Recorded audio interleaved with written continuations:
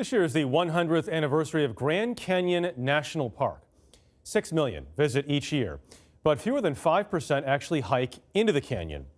So we took a trip down to spend time with a couple men who finished a far bigger journey. Well, I think what's interesting about these parks is the idea of how we hand them forward to the next generation. More people have walked on the moon than have walked the entire length of the Grand Canyon. 750 miles, the vast majority without trails. I just find the number so remarkable that few people have walked the entire rim. It's a hostile place, and water is the key. Sun beating down. I feel like I'm in a Swedish sauna. It took photographer Pete McBride and writer Kevin Fedarko 71 excruciating days. So whose idea was it to walk? No. Okay. It was an incredibly bad idea, and it's entirely his fault. You want to explain that? And I was probably a little, I came in with some attitude, like, well, it'll be hiking.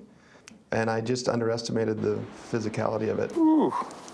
It's our 57th day. Kevin turned his arm into a bleeding, stuck mess. I will say, so that my thumb feels somewhat numb. The monumental physical accomplishment was to serve a larger purpose. A comprehensive book and documentary highlighting the canyon's challenges. Wow.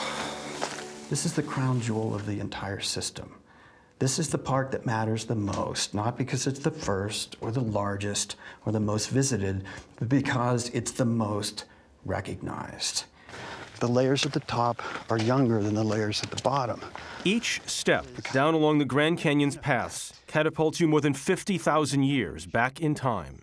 So the canyon really does function like a kind of a time machine.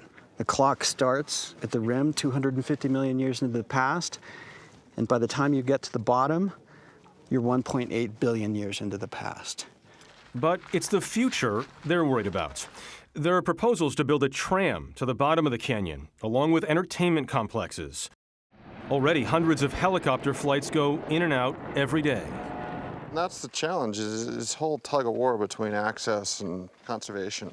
Never mind competition for vast quantities of natural resources, uranium being the main one, all potentially infringing on a rare remaining protected place. We're living in a world, for better or for worse, where we're all surrounded by screens and more noise and more chaos on some level. And these places enable us to kind of come back and connect with friends, family, silence, see the sky again, all these things that sometimes we're losing connection with. We think of these spaces, like Grand Canyon, as sacrosanct and inviolable because they're national parks. And the truth is that they're not. They're not protected for eternity. What they require is that each succeeding generation of Americans has to decide whether or not it's willing to renew the commitment that's necessary to preserve these places for another generation.